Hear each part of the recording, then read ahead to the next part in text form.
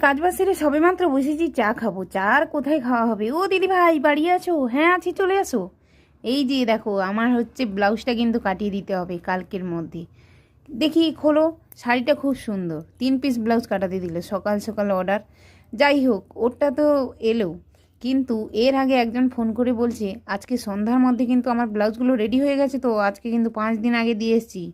হ্যাঁ হ্যাঁ হয়ে গেছে, হয়ে গেছে তো বলেছি মিথ্যে কথা, কিন্তু আদৌ কাটিংই হয়নি। এ সকাল সকাল অর্ডারটা এলো, মনটা খুশি হয়ে গেল, কিন্তু তবুও খারাপ। কেন?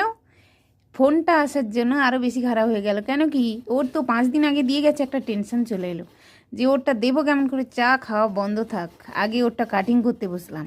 এই যে দেখতে পাচ্ছ 2 পিস কিন্তু আমি নিয়ে কাটিং করতে বসে গেলাম। তোমাদেরকে দেখালাম, দেখো এই 1 পিস আরও 1 পিস, এই 2 পিস কিন্তু একসঙ্গে আমি ঝটপট করে কাটিং করে নিয়েছি।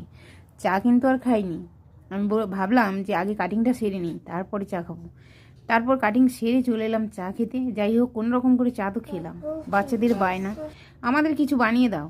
চলে এলাম পালং শাকের পকোড়া করতে, ওদের জন্য একটু খাবার বানালাম। বানিয়ে এর মধ্যে একটাই চিন্তা যে ওর ব্লাউজটা রেডি করব কখন। যাই হোক, সব কাজ তো হলো, ওদের জন্য একটু খাবারও বানালাম, হয়ে গেল ঝটপট করে। আর যারা কাজ শিখতে আসে ওরা চলে এলো সকাল সকাল, ওদেরকে একটু দেখাচ্ছিলাম যে এইগুলো কেমন করে রেডি করবি। কেন রেডি করতে করতে আরও একজনের অর্ডার এসে হাজির। ওকেও আজকে দেওয়ার ডেট ছিল, মনে ছিল না।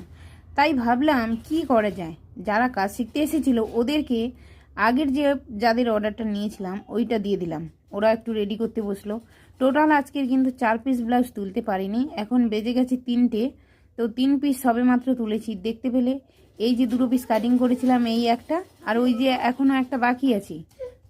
এই যার অর্ডার ছিল, মানে আজ 15 দিন আগেকার কথা, ওর এই যে দেখো এই 1 পিস আর এই যে নিচের 1 পিস, ওর দুটো রেডি করেছি। কেন কি, যেহেতু ও আগে দিয়েছে ওরটা তো আগে দিতে হবে, তাই না?